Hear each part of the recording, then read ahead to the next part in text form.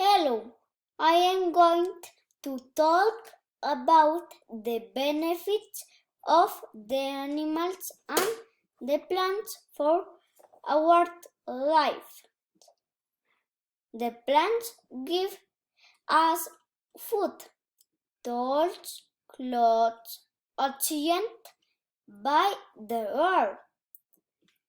The animals, as the cow, give us food, meat, milk, fish and plant food later by our shelter and to make belt, bag and shoes.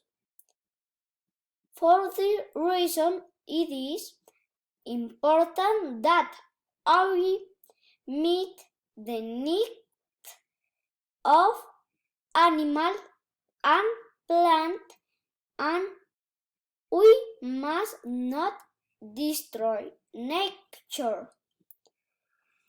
Thank you for attention. Bye bye.